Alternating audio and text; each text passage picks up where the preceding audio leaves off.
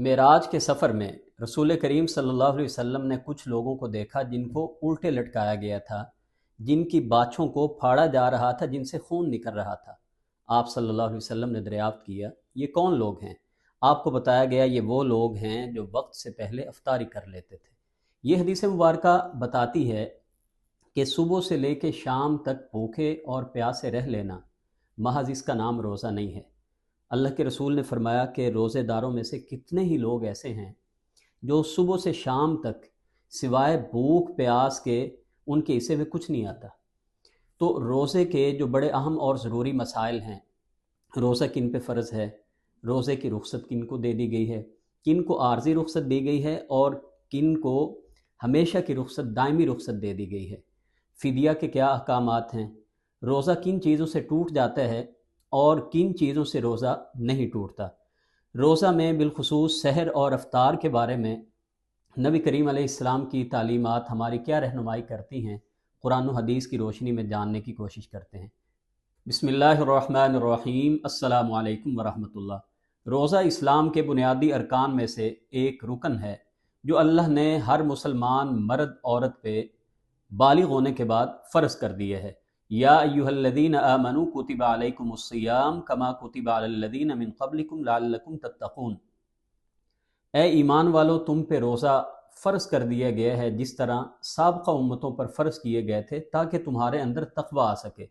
فمن شہد منکم الشہر فلیصم، پس جو بھی تم میں سے اس مہینے کو پائے اس کو چاہیے کہ وہ روزہ رکھے۔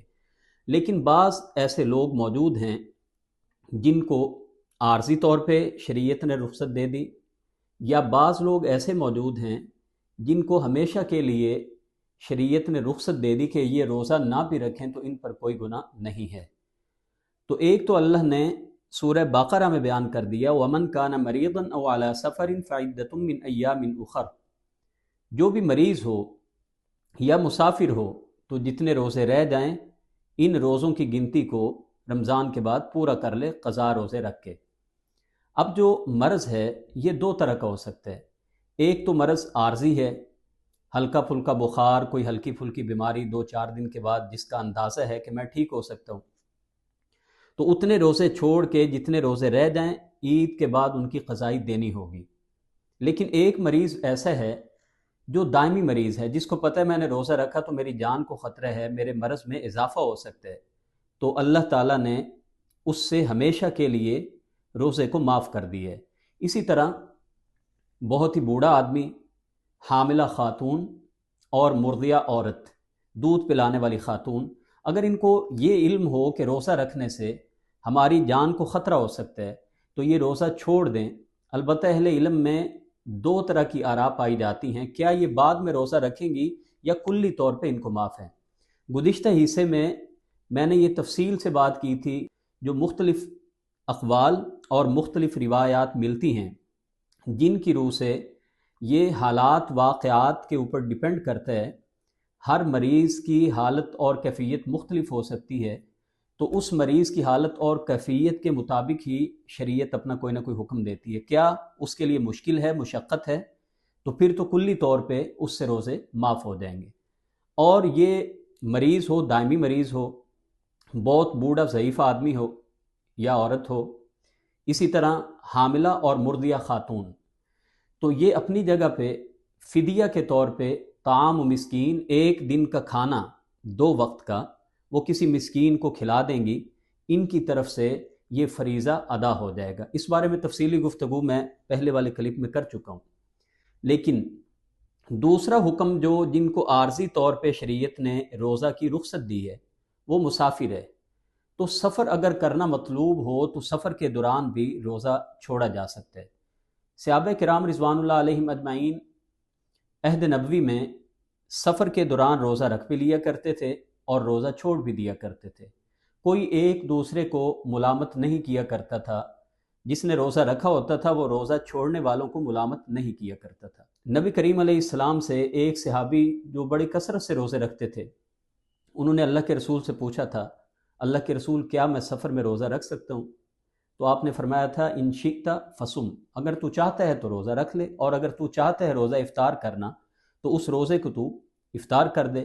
ایسی صورت میں جب یہ اندازہ ہو کہ سفر کے دوران کوئی طبیعت خراب ہو سکتی ہے، یا کوئی ایسا آدمی ہے جس کو پتہ ہے کہ سفر لمبا ہے، میرے لیے مشقت کا باعث ہوگا، روزہ میرے لیے تکلیف کا، بیماری میں اضافے کا سبب بن سکتا ہے، تو پھر وہ فرمان اللہ کے رسول کا ذہن میں رکھنا چاہیے کہ آپ نے فرمایا لیسا من البر الصوم فی السفر، سفر کے دوران میں روزہ رکھنا یہ کوئی نیکی نہیں ہے۔ لیکن ایک آدمی نے روزہ رکھ لیا، روزہ رکھنے کے بعد اچانک اس کو کہیں پہ فوتگی پہ یا کسی ضروری کام کے لیے جانا پڑ گیا، پہلے اس کا ارادہ نہیں تھا، تو ایسی صورت میں اگر وہ یہ سمجھتا ہو کہ میں روزے کی حالت میں سفر نہیں کر سکتا یا میرے لیے کوئی تکلیف کا باعث ہوگا، تو وہ روزہ اگر توڑ دے تو شریعت نے اس کے لیے گنجائش اور جواز کی حد تک رخصت موجود رکھی ہے۔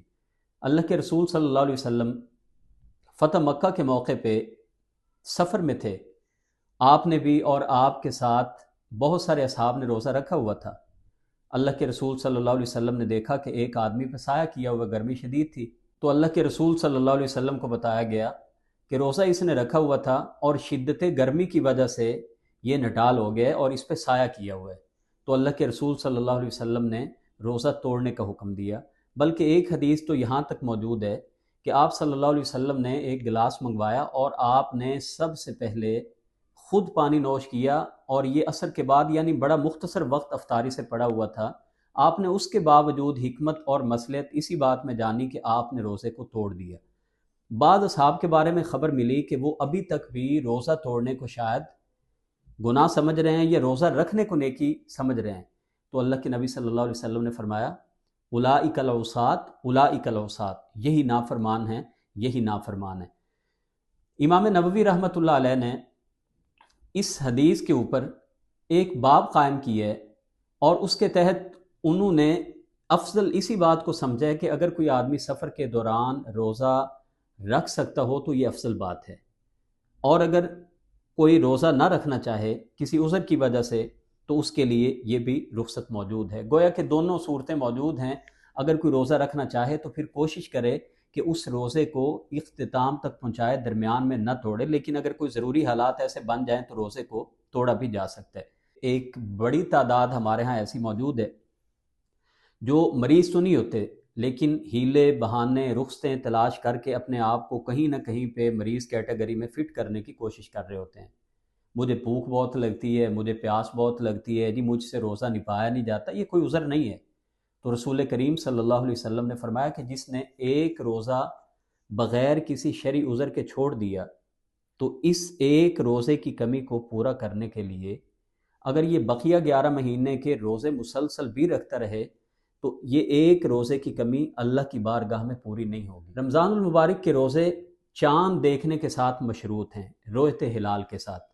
رسول کریم صلی اللہ علیہ وسلم نے فرمایا کہ جب تم چاند کو دیکھ لو تو روزہ رکھ لو، اور جب چاند دیکھ لو تو روزے کو افطار کر لو، یعنی رمضان کی ابتدا بھی چاند دیکھ کے کرو اور رمضان کی انتہا بھی چاند دیکھ کے کرو۔ حدیث کے الفاظ ہیں کہ اگر تمہیں چاند دیکھنے میں مشقت پیش آئے، یعنی بادل ہیں دکھائی نہیں دے رہا، تو ایسی صورت میں اللہ کے رسول نے فرمایا کہ 30 کا ہندسہ پورا کرو، یعنی 30 شعبان پورے کرو، اور اس میں مختلف ملکوں کا اور ان کی رؤیت کا اعتبار دوسرے ملک میں اور دوسرے دور دراز علاقوں میں نہیں ہوگا۔ حضرت امیر معاویہ رضی اللہ تعالیٰ عنہ کے دور میں شام کے اندر 29ویں رمضان کو جمعہ کے دن چاند نظر آ گیا۔ حضرت ابن عباس رضی اللہ تعالیٰ عنہ کو بتایا گیا، لیکن آپ نے اس خبر کے مطابق اپنے روزوں کو ترک نہیں کیا، بلکہ آپ نے فرمایا کہ ہم اپنے چاند پر انحصار کریں گے۔ آپ نے ہفتے کے دن کا روزہ رکھا، روزے 30 کیے۔ آپ کے جب ایک شاگرد نے آپ سے دریافت کیا تو یہ پوچھا کہ کیا آپ کو حضرت امیر معاویہ رضی اللہ تعالیٰ عنہ پر اعتبار نہیں ہے؟ تو انہوں نے کہا ایسی بات نہیں، بلکہ ہمیں اللہ کے رسول صلی اللہ علیہ وسلم نے ایسا ہی حکم دیا تھا۔ چنانچہ محدثین کرام نے حدیث کی کتابوں میں چیپٹر اور باب قائم کر کے اس بات کو واضح کر دیا کہ ہر علاقے کی رؤیت اپنی اپنی ہوگی۔ دوسروں کی رؤیت کو دیکھ کے کوئی دوسرے ملک والے نہ تو روزہ رکھیں گے اور نہ روزوں کو افطار کریں گے، یعنی شوال کی ابتدا کریں گے۔ علامہ ابن عبد البر رحمۃ اللہ علیہ نے اس بات پہ اجماع نقل کیا ہے، اور وہ فرماتے ہیں کہ خراسان کی رویت کا اعتبار اسپین میں نہیں ہوگا اور اندلس کی رویت کا اعتبار خراسان میں نہیں ہوگا۔ روزہ فرض ہونے کے ساتھ اس قدر بڑی عبادت ہے، رسول کریم صلی اللہ علیہ وسلم نے فرمایا جس نے ایمان اور ثواب کی امید لگاتے ہوئے روزہ رکھا، روزہ رکھنے سے اللہ اس کے سارے گناہوں کو معاف کر دیتے ہیں۔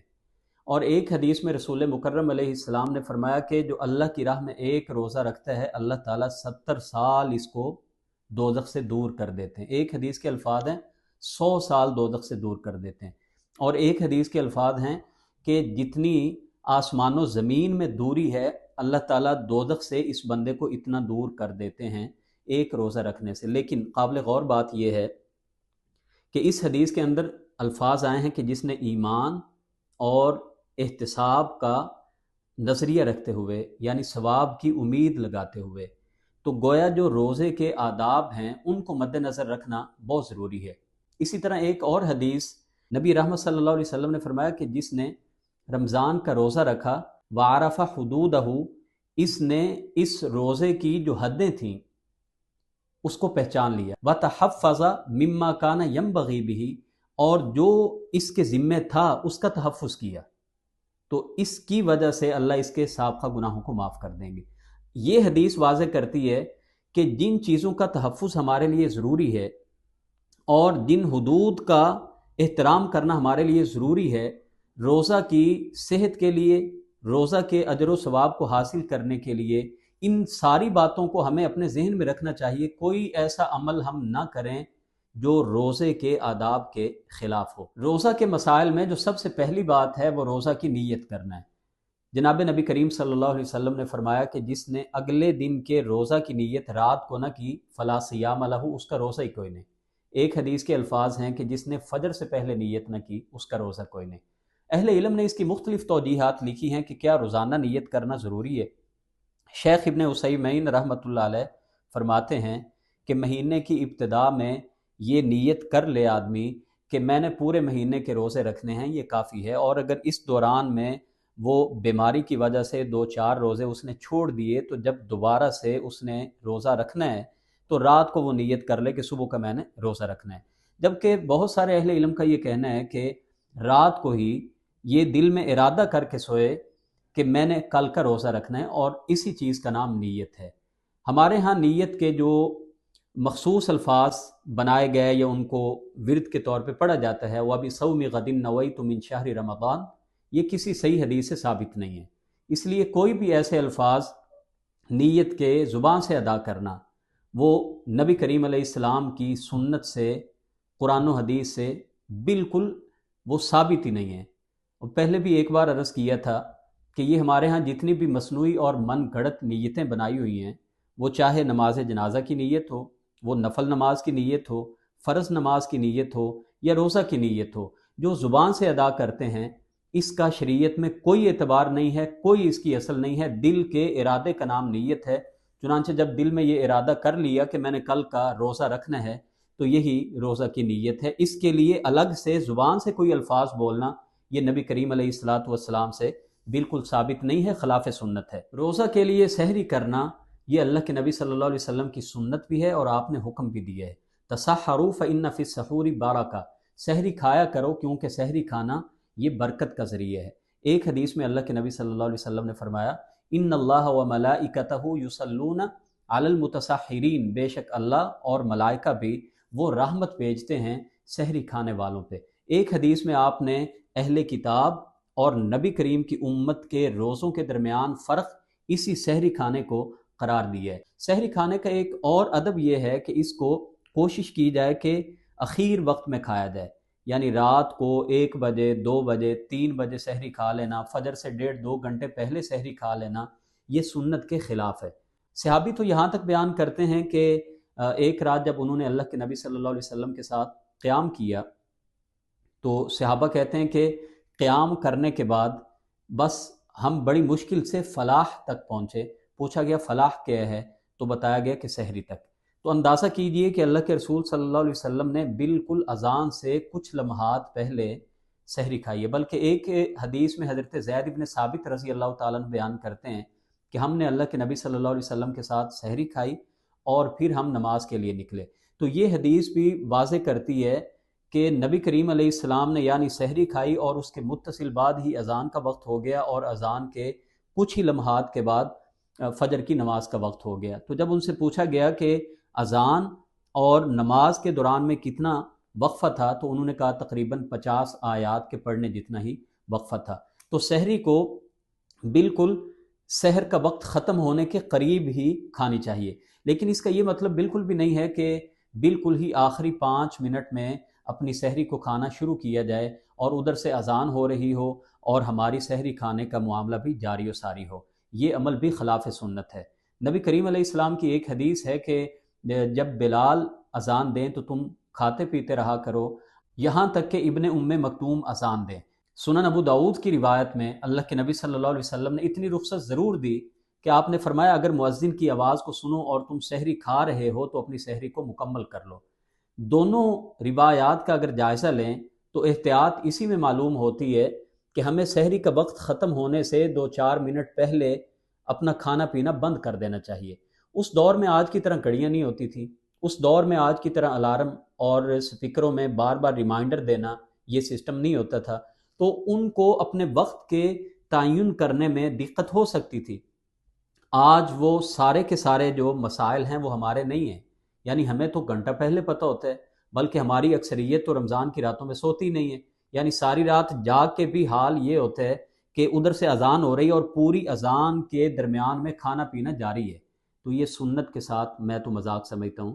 یہ روزہ ایک فرض عبادت ہے، اور فرض عبادت میں احتیاط کا تقاضا یہی ہے کہ کبھی کبھار اگر مسئلہ بن جائے اور آدمی لیٹ اٹھے، اس دوران میں اس کو کھاتے کھاتے ابھی چند نوالے پڑے ہوئے ہیں، اذان ہونے لگ گئی، تو وہ اپنی سحری کو کھا سکتے ہیں۔ صرف اس حد تک اجازت ہے، نہ کہ اس کو کھیل تماشا بنا لیا جائے۔ ناپاکی کی حالت میں سحری کھانا یہ بھی جائز ہے، مرد ہو یا عورت ہو، احتلام ہوا ہو یا میاں بیوی کے تعلق قائم کرنے کے بعد اگر غسل کر لیا جائے تو یہ بڑی ہی افضل بات ہے۔ اللہ کے نبی صلی اللہ علیہ وسلم بغیر غسل کیے آپ نے سحری کھائی ہے، بہت ساری حدیثوں سے یہ ثابت ہے۔ اور یہ بھی کوئی ضروری نہیں ہے کہ جب تک اذان نہ ہو ہم سحری کھاتے پیتے رہیں۔ قرآن پاک میں اللہ تعالیٰ نے جو حکم دیا ہے کلوا واشربوا حتی یتبین لکم الخیط الابیض من الخیط الاسود من الفجر، اس کے لیے ایک ڈیڈ لائن آ گئی ہے۔ تو جب وہ وقت طلوع فجر کا ہو جائے گا ہمیں ہر حال میں کھانا پینا چھوڑنا ہوگا۔ اب مسجد کے سپیکروں کا مسئلہ بن جائے، اذان دینے والے تاخیر کر دیں، تو اس کا یہ مطلب نہیں ہے کہ ہم سحری کھاتے پیتے رہیں۔ ایک آدمی سویا رہا، اس کو جاگ ہی نہیں آئی، اذان ہو گئی، اذان ہونے کے بعد اگر یہ اٹھے تو اب ایک نوالا بھی یہ نہیں کھا سکتا سحری کے طور پہ، اب اس کے لیے جائز نہیں ہے کچھ بھی کھانا پینا۔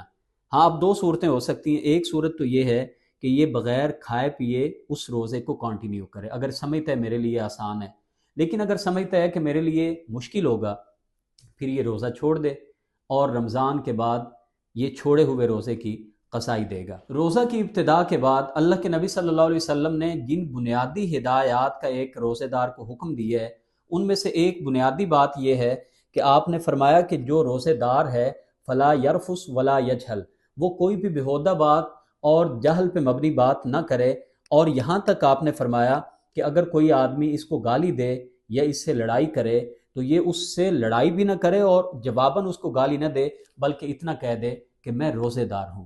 نبی کریم علیہ السلام نے چند ایسے روزے داروں کے بارے میں فرمایا کہ اللہ کو ایسے روزے دار کی کوئی پرواہ نہیں ہے جو غلط کام اور غلط گفتگو نہیں چھوڑتا، اللہ کو کوئی پرواہ نہیں کہ یہ صبح سے شام تک بھوکا اور پیاسا رہے۔ اور ایک حدیث میں رسول کریم صلی اللہ علیہ وسلم نے فرمایا کتنے ہی روزے دار ایسے ہیں جن کو صبح سے شام تک بھوک اور پیاس کے علاوہ کوئی چیز نصیب نہیں ہوتی۔ یہ حدیثیں بتاتی ہیں کہ آنکھ کا بھی روزہ ہوتا ہے، زبان کا بھی روزہ ہوتا ہے، ہاتھ کا بھی روزہ ہوتا ہے۔ تو صبح سے شام تک بھوکے اور پیاسے رہنے کا نام روزہ نہیں ہے صرف، بلکہ دیگر ہر طرح کے غلط کاموں سے گریز کرنا یہ روزے کا ایک بنیادی مقصد ہے۔ صبح سے شام تک بھوکے اور پیاسے رہ لیں لیکن سارا دن گندے کام بھی کرتے رہیں، فلمیں بھی دیکھتے رہیں، بد نظری بھی کرتے رہیں، گالم گلوچ بھی کرتے رہیں، کاروبار میں ساری ہیر پھیر 2 نمبری بھی کرتے رہیں، تو ایسے روزے منہ پہ اٹھا کے دے مارے جاتے ہیں۔ حدیث کے الفاظ ہیں کہ کتنے ہی روزے دار ایسے ہیں صبح سے شام تک بھوکے اور پیاسے رہیں گے، اور میں اس کو کہتا ہوں کہ یہ بہت بڑی منافقت ہے جو ہم رب کے ساتھ کرتے ہیں. یعنی روزہ تو رکھ لیا، روٹی پانی یہ حلال چیزیں تھیں ان سے رک گئے، لیکن جو کام پورا سال حرام کیے ہیں اللہ نے، بارہا ان کو کہا ان سے بچ کے رہنا ہے، تو اس سے بڑی کیا منافقت ہے کہ ان کاموں کو ہم آج بھی چھوڑنے کے لیے تیار نہیں. روزہ رکھ کے بغیر کسی عذر کے توڑ دینا یہ تو بہت بڑا گناہ ہے، اور بہت سارے اہل علم نے اس کی سزا اور اس کا کفارہ وہی بیان کیا ہے جو روزہ رکھ کے اپنی بیوی سے صحبت کر لے، جمع کر لے. جیسا ایک صحابی اللہ کے نبی صلی اللہ علیہ وسلم کی خدمت میں حاضر ہوئے، اللہ کے نبی میں اپنی بیوی سے صحبت کر بیٹھا ہوں، تو اللہ کے نبی صلی اللہ علیہ وسلم نے فرمایا کہ اب اس کا کفارہ یہ ہے کہ ایک غلام آزاد کرو. اللہ کے نبی میرے پاس غلام کہاں سے آیا؟ تو آپ صلی اللہ علیہ وسلم نے فرمایا کہ پھر اس کے بدلے میں رمضان کے بعد 60 مسلسل روزے رکھو. اللہ کے نبی صلی اللہ علیہ وسلم میں تو ایک پورا نہیں کر سکا، 60 کیسے رکھوں گا؟ تو آپ نے فرمایا 60 مسکینوں کو کھانا کھلاؤ. یا رسول اللہ میں تو مسکین آدمی ہوں، میں کہاں سے کھلاؤں گا؟ اللہ کے رسول صلی اللہ علیہ وسلم کے پاس صدقے کی کچھ کھجوریں آئیں تو آپ نے فرمایا یہ لے جاؤ اور جا کے مسکینوں کو کھلا دو. تو کہنے لگے اللہ کے رسول اس مدینہ کی بستی میں مجھ سے غریب کو بندہ ہے ہی کوئی نہیں. تو اللہ کے نبی صلی اللہ علیہ وسلم نے فرمایا کہ جاؤ اور جا کے اپنے گھر والوں کو کھلا دو، تمہاری طرف سے کفارہ ادا ہو گیا. لیکن بہت سارے اہل علم کا یہ کہنا ہے کہ جو آدمی جان بوجھ کے بھی روزہ توڑ دے گا تو وہ اس کی جگہ پہ توبہ کرے گا، استغفار کرے گا، اور اس کے بدلے میں وہ ایک روزہ رکھے گا. بلکہ ایک حدیث بھی ملتی ہے کہ اللہ کے نبی صلی اللہ علیہ وسلم کے پاس بھی ایک آدمی ایسا آیا جس نے آ کے کہا کہ میں روزہ توڑ بیٹھا ہوں، تو اللہ کے نبی صلی اللہ علیہ وسلم نے ان سے بھی یہی فرمایا تھا کہ اس کی جگہ پہ ایک روزہ رکھ لو. روزہ کی حالت میں کون سے اعمال یا کون سے کام ایسے ہیں جن کے کرنے سے بھی روزہ نہیں ٹوٹتا؟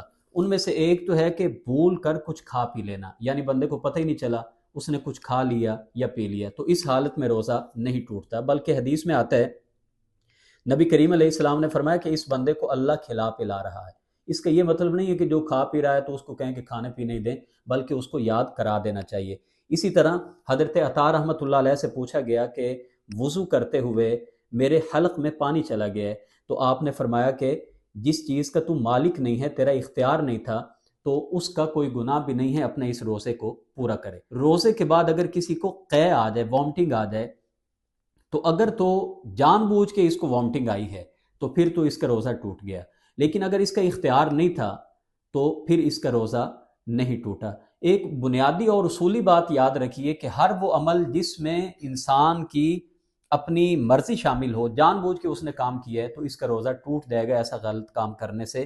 لیکن اگر اس کا ارادہ اپنا نہیں تھا، اس کی حالت خراب ہوئی اور اس کو وامٹنگ ہو گئی، تو اب اس کا روزہ نہیں ٹوٹتا. لیکن اگر اس کو وامٹنگ اس حالت میں آئی کہ اس کا پانی بہت زیادہ ہی نکل گیا، یعنی ابھی سحری کھائی اور ساری سحری اس نے نگل دی، یا سارا پانی اس کو اتنا نکلا کہ اب اس کو اتنی کمزوری محسوس ہوئی کہ وہ سمجھتا ہے میں روزہ توڑ دوں، تو اس صورت میں روزہ توڑا بھی جا سکتا ہے. اللہ کے نبی صلی اللہ علیہ وسلم سے بھی قے آنے کے بعد روزہ توڑنا یہ بالکل ثابت ہے. اگر سوتے ہوئے کسی کو احتلام ہو جائے، مرد ہو یا عورت ہو، تو احتلام ہونے کے بعد بھی روزہ نہیں ٹوٹتا، کیونکہ اس کا اختیار اس بات پہ بالکل نہیں تھا. روزہ کی حالت میں مسواک کرنا یہ جائز ہے، اور عبداللہ ابن عمر رضی اللہ تعالیٰ عنہما تو فرمایا کرتے تھے کہ اس بات کا بھی فرق نہیں کرنا چاہیے کہ تر مسواک ہو یا خشک مسواک ہو، دونوں مسواک کیے جا سکتے ہیں. البتہ بعض اہل علم نے یہ کہا ہے کہ زوال کے وقت کے بعد اگر یہ مسواک نہ کرے تو یہ زیادہ افضل بات ہے. جیسا کہ ایک حدیث میں اللہ کے نبی صلی اللہ علیہ وسلم نے فرمایا کہ اللہ تعالیٰ کو روزے دار کے منہ کی سمیل یہ کستوری سے بھی زیادہ پسندیدہ ہے. لیکن یاد رہے کہ مسواک کرنا یہ الگ بہت ساری حدیثوں سے اللہ کے نبی صلی اللہ علیہ وسلم نے جو اس کی فضیلت بیان کی ہے، لولا ان اشق علی امتی لامرتہم بالسواک، اگر مجھے اپنی امت پہ مشقت کا ڈر نہ ہوتا تو میں اپنی امت کو ہر نماز کے ساتھ مسواک کرنے کا حکم دیتا. اور اس میں یقیناً رمضان کا مہینہ بھی آتا ہے، تو مسواک کی جا سکتی ہے، اس میں کوئی حرج کی بات نہیں ہے. روزے کی حالت میں بھی مسواک کی جا سکتی ہے. البتہ جو ٹوتھ برش ہے اس کے بارے میں بعض فقہا نے کہا ہے کہ یہ مکروہ ہے، کیونکہ اس کے اثرات انسان کے منہ کے اندر بھی جاتے ہیں، تو اس سے بچنا یہ زیادہ بہتر ہے. البتہ اگر کوئی روزے کے ساتھ اس کو بھی کر لیتا ہے تو اس کو یہ کلی طور پہ فتویٰ نہیں لگایا جا سکتا کہ اس کا روزہ اس سے ٹوٹ گیا ہے. روزے کی حالت میں ایمرجنسی میں انجیکشن لگوانا یہ بھی جائز ہے، کیونکہ کوئی بھی آدمی خوشی سے یا جان بوجھ کے تو انجیکشن نہیں لگواتا. اگر اس کا کوئی حادثہ ہوا ہے، ایکسیڈنٹ ہوا اور ایسا انجیکشن جو اس کے لیے ضروری تھا تو فوری طور پہ لگوایا جا سکتا ہے۔ ویسے یہ بات یاد رکھیے، ہر شک شبے والی چیز سے بچنا یہ زیادہ بہتر ہے، کیونکہ یہ فرض کی ادائیگی ہو رہی ہے، لیکن مجبوری کی حالت میں شریعت کے احکامات بدل جاتے ہیں۔ تو ایسا انجیکشن جس سے بھوک میں کمی نہ آ رہی ہو تو ایسا انجیکشن لگوایا جا سکتا ہے۔ اسی طرح سرما ڈالنا بھی جائز ہے، اور نکسیر کا پھوٹنا یا کسی کو بلڈ ڈونیٹ کرنا تو یہ بھی جائز ہے، مگر اس بات کا پہلے جائزہ لے لینا چاہیے کہ بلڈ دینے کے بعد میری اپنی حالت اتنی خراب نہ ہو جائے کہ مجھے روزہ توڑنا پڑ جائے۔ یا کسی آدمی کا اگر حادثہ ہوا ہے اور خون، جیسے میں نے کہا نکسیر پھوٹنے سے تو روزہ نہیں ٹوٹتا، لیکن کسی کا کوئی حادثہ ہو گیا اور خون اتنا بہنے لگ گیا، کمزوری کی وجہ سے اب اس کو معلوم ہوا کہ مجھے روزہ توڑ دینا چاہیے، تو ایسی صورت میں یہ روزہ توڑ بھی سکتا ہے، لیکن محض بلڈ نکلنے سے روزہ نہیں ٹوٹتا۔ اسی طرح کسی تکلیف کی وجہ سے آنکھ یا کان میں کوئی ہلکے ڈراپس ڈالنا، اس سے بھی روزہ نہیں ٹوٹتا۔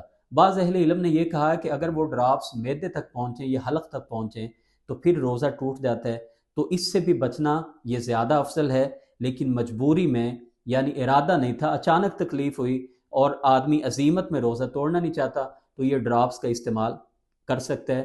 البتہ روزے کی حالت میں جو ڈرپ ہوتی ہے یہ لگوانے سے گریز کرنا چاہیے۔ اسی طرح جو آکسیجن ہے، اس سے بھی بہت سارے اہل علم نے کہا ہے کہ اس سے بچنا زیادہ بہتر ہے۔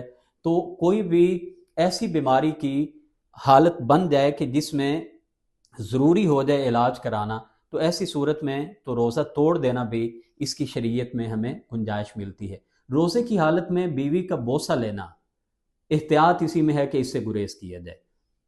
اور نبی کریم علیہ السلام کے بارے جو آتا ہے کہ آپ اپنی بیویوں کا بوسہ لے لیا کرتے تھے، تو آپ کے بارے میں اسی حدیث میں آتا ہے کہ آپ صلی اللہ علیہ وسلم سے بڑھ کے اپنے اوپر کنٹرول کرنے والا کون تھا، تو اسی لیے عام آدمی کو اس سے گریز کرنا چاہیے۔ تاہم اگر کوئی آدمی اپنے اوپر کنٹرول کر سکتا ہے تو بیوی کو چومنا، بیوی کا بوسہ لینا بھی جائز ہے، اور میاں بیوی اکٹھے لیٹنا چاہیں تو یہ بھی شرعی طور پہ کوئی اس میں حرمت والی بات نہیں ہے۔ بعض صورتوں میں روزے کو توڑ دینا شریعت نے اس کی بھی اجازت دی ہے۔ ایک تو میں نے پہلے بیان کیا کہ اگر کوئی مرض ایسا لاحق ہو جائے کہ علاج کرانا ضروری ہو، کچھ کھانا پینا ضروری ہو، تو ایسی صورت میں روزہ توڑا جا سکتا ہے۔ خواتین نے اگر روزہ رکھا ہو اور مخصوص پیریڈ ان کا شروع ہو جائے تو فوری طور پہ وہ اپنے روزے کو توڑ دیں گی۔ یہ جو روزہ توڑیں گی یا مرد روزہ توڑ دیں گے جو بھی اپنی کسی عذر کی وجہ سے، جتنے روزے ان کے رہ جائیں گے اتنے روزے وہ رمضان کے بعد قضا کے طور پہ رکھیں گے۔ اسی طرح اگر ایک آدمی نے روزہ رکھا ہوا تھا اور اچانک اس کو سفر پیش آ گیا، جیسے ابتدا میں نے بات کی، تو اس صورت میں یہ روزے کو توڑ سکتا ہے۔ نہ توڑنا چاہے تو اس کا اختیار ہے، لیکن اگر یہ سفر کو سبب بنا کے روزہ توڑنا چاہے تو اس کے لیے رخصت موجود ہے۔ اللہ کے نبی صلی اللہ علیہ وسلم نے فتح مکہ کے موقع پہ آپ نے خود پہلے روزہ توڑا، پھر آپ نے صحابہ کو حکم دیا۔ حضرت انس ابن مالک رضی اللہ تعالیٰ عنہ نبی کریم علیہ السلام کے خادم، آپ نے ایک بار سفر کرنا تھا، آپ نے کھانا منگوایا، پہلے کھایا اور آپ سے پوچھا گیا کیا یہ بھی سنت ہے؟ تو آپ نے فرمایا ہاں یہ بھی سنت ہے۔ اگین یہ ڈیپینڈ کرتا ہے کہ سفر کیسا ہے، کیا آپ گاڑی پہ جا رہے ہیں، آپ کس انداز میں سفر کر رہے ہیں، کیا روزہ توڑنا ضروری ہے؟ اگر ضروری ہو تو روزہ توڑا جا سکتا ہے۔ روزہ افطار کے چند مسائل میں سے بنیادی بات یہ ہے کہ روزہ جلدی افطار کرنے کا حکم دیا گیا ہے۔ اللہ کے نبی صلی اللہ علیہ وسلم نے فرمایا کہ لوگ تب تک خیر پہ رہیں گے جب تک جلدی افطار کرتے رہیں گے۔ حضرت عائشہ صدیقہ رضی اللہ تعالیٰ عنہ کے سامنے دو آدمیوں کا تذکرہ ہوا، ان میں سے ایک آدمی جلدی روزہ افطار کرتا ہے اور جلدی مغرب کی نماز پڑھتا ہے، دوسرا نسبتاً تاخیر سے روزہ کھولتا ہے اور تاخیر سے نماز پڑھتا ہے۔ تو حضرت عائشہ صدیقہ رضی اللہ تعالیٰ عنہ نے پوچھا کہ یہ پہلے روزہ افطار کرنے والا کون ہے؟ تو بتایا گیا کہ عبداللہ ابن مسعود ہیں۔ تو حضرت عائشہ صدیقہ رضی اللہ تعالیٰ عنہ فرمانے لگی کذالک کان یصنع رسول اللہ صلی اللہ علیہ وسلم، رسول کریم صلی اللہ علیہ وسلم بھی ایسا ہی کرتے تھے، یعنی آپ بھی جلدی روزے کو افطار کیا کرتے تھے۔ روزہ جلدی افطار کرنے کا یہ مطلب نہیں ہے کہ وقت ہونے سے پہلے ہی روزہ چھوڑ دیا جائے، یہ اس کا مطلب نہیں ہے، وہ تو قرآن پاک میں اللہ نے حکم دے دیا ہے ثم اتموا الصیام الی اللیل، اس کو رات ہونے تک یعنی سورج کے غروب ہونے تک اپنے اس روزے کو مؤخر کرو، اس کو پورا کرو، اور جو ہی سورج غروب ہو جائے گا اسی وقت روزہ افطار کرنے کا وقت ہو جاتا ہے فوری طور پہ روزہ افطار کر دینا چاہیے۔ جیسا کہ ایک حدیث میں آتا ہے کہ نبی کریم علیہ الصلاۃ والسلام ایک سفر میں تھے، تو آپ نے اپنے ساتھ جو تھے آپ نے ان سے کہا کہ اترو اور روزہ افطار کرنے کے لیے ستو کھول دو، تو اس نے کہا اللہ کے رسول ابھی تو دن پڑا ہوا ہے۔ آپ نے دوبارہ پھر حکم دیا کہ اترو اور ستو کھول کے یعنی وہ تیار کر دو روزہ افطار کرنے کے لیے، تو انہوں نے تیار کر دیے۔ نبی کریم علیہ السلام نے روزہ افطار کیا تو آپ صلی اللہ علیہ وسلم نے فرمایا اذا غابت الشمس من ها هنا وجاء الليل من ها هنا فقد افطر الصائم، کہ جب دیکھو کہ سورج غروب ہو گیا ہے اور جب دیکھو کہ رات اس طرف سے آ گئی ہے تو پھر روزے دار کو روزہ افطار کر دینا چاہیے۔ تو یہ جو تصور ہمارے ہاں آیا نا کہ اذان شروع ہو گئی اور آدھی اذان ہونے کے بعد میں روزہ کھولوں گا یا ابھی تھوڑا سا اندھیرا ہو لینا چاہیے، جی احتیاط کرنی چاہیے، تو یہ احتیاط جو اپنی عقل کے مطابق ہے یہ 100% سنت کے خلاف ہے۔ اس ضمن میں ایک اور بھی بات سمجھ لینی چاہیے کہ روزہ افطار کرنا یہ مسجد کی اذان کے ساتھ ہی کوئی ضروری نہیں ہے۔ ممکن ہے وہاں پہ کوئی مسئلہ بن جائے اور اذان ہی تاخیر سے ہو یا وہ خود افطار کرتے رہیں اور لوگ کھجوریں ہاتھ میں پکڑ کے بیٹھے رہیں، تو یہ بھی کوئی ضروری نہیں ہے، بلکہ افطاری کا اگر وقت ہو جائے تو ہمیں فوری افطار کر لینا چاہیے۔ دوسری ایک اور سنت کی بات یہ ہے کہ مساجد کے اندر وقت ہوتے ساتھ ہی فوری اذان کہہ دینی چاہیے، یہ سائرن نہیں بجانا چاہیے، یعنی سائرن بجا کے لوگوں کو بتا دیا جائے کہ افطاری کا وقت ہو گیا اور مغرب کی اذان کو 2-3 منٹ لیٹ کرنا یہ بھی سنت کے خلاف ہے۔ روزہ افطار کرنے کی کوئی خاص دعا نہیں ہے، بسم اللہ پڑھ کے آپ روزہ افطار کریں۔ روزہ افطار کرنے کے بعد اللہ کے نبی صلی اللہ علیہ وسلم جو دعا پڑھا کرتے تھے ذهب الظمأ وابتلت العروق وثبت الاجر انشاءاللہ، پیاس چلی گئی، رگیں تر ہو گئی اور اللہ نے چاہا تو اجر بھی یقینی ہو گیا۔ تو ہمارے ہاں جو دعا مشہور کی ہوئی ہے اللہم لک صمت وبک آمنت وعلیک توکلت وعلی رزقک افطرت، تو یہ کسی صحیح حدیث سے ثابت نہیں ہے۔ روزہ کے صحیح ہونے کے لیے تراویح کا پڑھنا یعنی قیام رمضان کرنا یہ بھی کوئی شرط نہیں ہے۔ یہ ہمارے یہاں باتیں یعنی سخت دین کو بنا کے ایسے پیش کیا جاتا ہے کہ ایک عمل جو سنت ہے جس کو نبی کریم علیہ السلام نے فرض نہیں کیا اس کو ہم لوگوں کے لیے کیسے فرض کر سکتے ہیں؟ تو بہت بڑی عبادت ہے قیام رمضان۔ اللہ کے نبی صلی اللہ علیہ وسلم نے فرمایا جس نے قیام رمضان کیا اللہ اس کے پچھلے گناہوں کو معاف کر دیتے ہیں، لیکن فضیلت ہونے کے باوجود بھی کسی چیز کو فرض نہیں کیا جا سکتا۔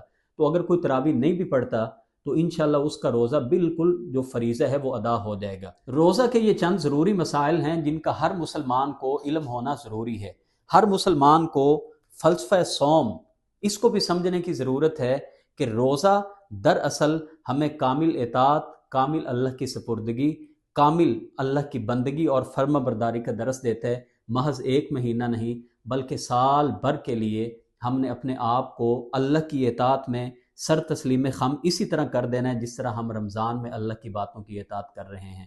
اللہ ہمارے روزوں کی اصلاح فرماتے ہوئے ہماری تمام عبادات کو اپنی بارگاہ میں شرف قبولیت عطا کرے۔ اپنی بابرکت دعاؤں میں مجھے ضرور یاد رکھیے۔ السلام علیکم ورحمۃ اللہ۔